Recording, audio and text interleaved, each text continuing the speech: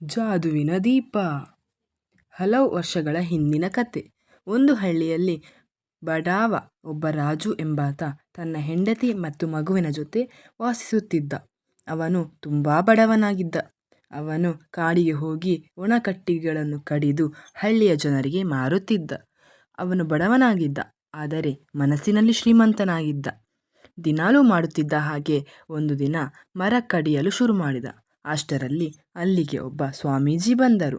ಅವರು ರಾಜುವಿನ ಬಳಿ, ಮಗು, ಈ ಕಾಡಿನಲ್ಲಿ ನಾನು ಒಬ್ಬನೇ ಬಂದಿರುವೆ. ನನಗೆ ರಸ್ತೆ ಕೂಡ ಮರೆತು ಹೋಯಿತು.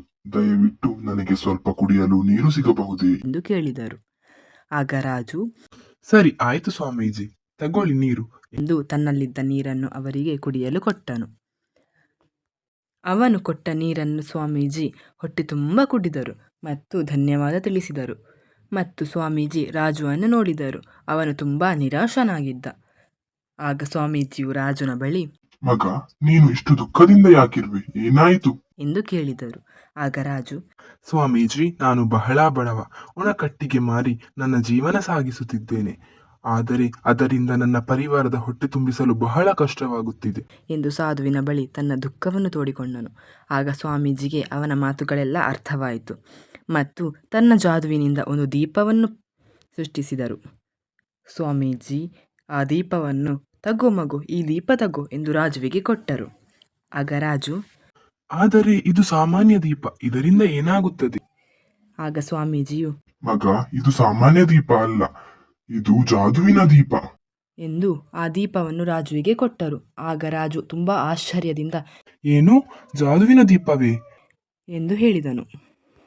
ಆಗ ಸ್ವಾಮೀಜಿಯು, ಹೌದು, ಇದರಿಂದ ನೀನು ಏನು ಬೇಕಾದರೂ ಕೇಳಬಹುದು. ಆ ದೀಪ ನಿನಗೆ ನೀಡುತ್ತದೆ ಎಂದು ಹೇಳಿ ಅಲ್ಲಿಂದ ಹೊರಟು ಹೋದರು.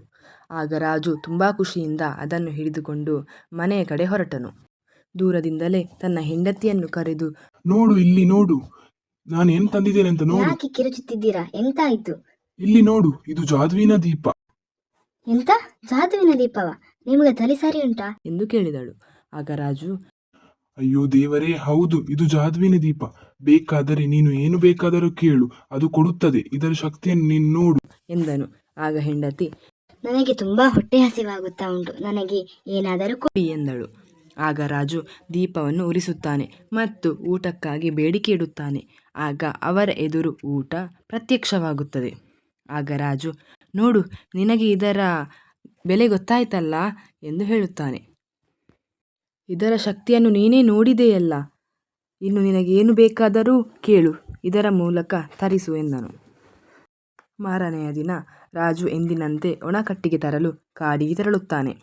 ಅವನು ಹೋದ ನಂತರ ಅವನ ಹೆಂಡತಿ ಮತ್ತು ಮಗು ದೀಪ ಉರಿಸಿ ಅವರಿಗೆ ಏನು ಬೇಕೋ ಅದನ್ನೆಲ್ಲ ತರಿಸುತ್ತಾರೆ. ದೊಡ್ಡ ಮನೆ, ಕುರ್ಚಿ ಮುಂತಾದ ಎಲ್ಲ ವಸ್ತುಗಳನ್ನು ಬೇಟೆಗೆ ಇಟ್ಟು ಅವರ ಮನೆಯನ್ನೇ ಅದಲು ಬದಲು ಮಾಡುತ್ತಾರೆ. ಸಂಜೆ ಆಗುತ್ತಿದ್ದಂತಲೇ ರಾಜು ಮನೆಗೆ ಹಿಂತಿರುಗುತ್ತಾನೆ. ರಾಜು ದೂರದಿಂದಲೇ, ಅರೆ, ಇದು ನನ್ನ ಮನೆಯ? ನನ್ನ ಮನೆ ಬಹಳ ಸಣ್ಣದಿತ್ತು. ಇದು ಯಾರ ಮನೆ? ಇದೇನಾಯ್ತು ಎಂದು ಆಶ್ಚರ್ಯದಿಂದ ನೋಡುತ್ತಾನೆ. ಆಗ ಹೆಂಡತಿಯು ಅವಳ ಬಳಿ ಬರುತ್ತಾಳೆ. ಇದು ನಮ್ಮ ಮನೆಯೇ, ಇದೆಲ್ಲ ಆ ಜಾದುವಿನ ದೀಪದ ಮಹಿಮೆ ಎಂದು ಹೇಳಿ ಇಬ್ಬರು ಮನೆಯೊಳಗೆ ಹೊರಟರು. ತಮಗೆ ಬೇಕಾದ ವಸ್ತುಗಳನ್ನೆಲ್ಲ ಆ ದೀಪದ ಮುಖಾಂತರ ತರಿಸಿದರು. ಸ್ವಲ್ಪ ದಿನಗಳ ನಂತರ ಅಲ್ಲಿಗೆ ಒಬ್ಬ ಸ್ವಾಮೀಜಿ ಬರುತ್ತಾರೆ. ಅವರ ಮನೆಯ ಹತ್ತಿರ ಬಂದು, ಅಮ್ಮ, ಯಾರಾದರೂ ಇದ್ದೀರಾ? ಮಗಳೇ, ಸ್ವಲ್ಪ ನನಗೆ ಕುಡಿಯಲು ನೀರು ಕೊಡಿ. ಆಗ ರಾಜು ಒಳಗಿನಿಂದ ಕುಳಿತು, ಯಾರು ಇಷ್ಟೊತ್ತಲ್ಲಿ ನೀರು ಕೇಳುವುದು ಎಂದು ಕಿರುಚುತ್ತಾನೆ. ಆಗ ಅವನ ಹೆಂಡತಿಯು, ಗೊತ್ತಿಲ್ಲ, ಯಾರೋ ಭಿಕ್ಷುಕ ಇರಬೇಕು. ಏನೋ ಭಿಕ್ಷುಕನ? ಅವನನ್ನು ಇಲ್ಲಿಂದ ಈಗಲೇ ಓಡಿಸು. ಅವನು ಇಲ್ಲಿಗೆ ಯಾಕೆ ಬಂದದ್ದು ಎಂದು ಸಿಟ್ಟಿನಿಂದ ಹೇಳುತ್ತಾನೆ. ಆಗ ಹೆಂಡತಿಯು, ಇಲ್ಲಿಂದ ಹೋಗು, ಇಲ್ಲಿ ನೀರು ಗೀರು ಏನೂ ಸಿಗುವುದಿಲ್ಲ ಎಂದು ಹೇಳಿ ಅವನನ್ನು ಓಡಿಸಿದಳು. ಸ್ವಾಮೀಜಿಯು ಅಲ್ಲಿಂದ ಹೊರಟು ಹೋದರು. ಅಷ್ಟರಲ್ಲೇ ರಾಜುವಿನ ಮಗನಿಗೆ ತುಂಬ ಹೊಟ್ಟೆ ಹಸಿವಾಗುತ್ತದೆ. ಆಗ ಮಗು ತಾಯಿಯ ಬಳಿ ಹೋಗಿ, ಅಮ್ಮ, ನನಗೆ ತುಂಬಾ ಹೊಟ್ಟೆ ಹಸಿತಾ ಉಂಟು, ನನಗೆ ತಿನ್ನಲು ಏನಾದರೂ ಕೊಡು ಎಂದು ಕೇಳಿತು. ಮತ್ತೆ ಅವನ ಹೆಂಡತಿ ಜಾದುವಿನ ದೀಪವನ್ನು ಉರಿಸಿದಳು ಮತ್ತು ಊಟಕ್ಕಾಗಿ ಬೇಡಿಕೆ ಇಟ್ಟಳು. ಆದರೆ ಈ ಸಲ ಯಾವ ಊಟವೂ ಬರಲಿಲ್ಲ. ಹೆಂಡತಿಯು ರಾಜುವಿನ ಬಳಿ, ಅರೆ, ಇಲ್ಲಿ ನೋಡಿ, ಈ ದೀಪ ಏನಾಯ್ತು? ಇದು ಯಾಕೆ ಕೆಲಸ ಮಾಡುತ್ತಿಲ್ಲ? ಎಂದು ತನ್ನ ಗಂಡನನ್ನು ಕರೆದಳು. ಆಗ ರಾಜು ಅಲ್ಲಿಗೆ ಬಂದು ದೀಪ ಉರಿಸುತ್ತಾನೆ. ಆದರೆ ಯಾವ ಪ್ರಯೋಜನವೂ ಆಗಲಿಲ್ಲ. ಆಗ ರಾಜು ಸ್ವಾಮೀಜಿಯ ನೆನಪಾಗುತ್ತದೆ. ಇಲ್ಲಿಗೆ ಬಂದದ್ದು ಸ್ವಾಮೀಜಿಯೇ ಎಂದು ಅವನಿಗೆ ಅರಿವಾಗುತ್ತದೆ. ದೀಪ ಕೊಟ್ಟ ಸ್ವಾಮೀಜಿಯನ್ನು ಮನೆಯಿಂದ ಹೊರಗೆ ಕಳಿಸಿದನಲ್ಲ ಎಂದು ಪಶ್ಚಾತ್ತಾಪವಾಗಿ ರಾಜುವು ಈ ಕೂಡಲೇ ಕಾಡಿನ ಬಳಿ ಓಡಿ ಹೋಗುತ್ತಾನೆ.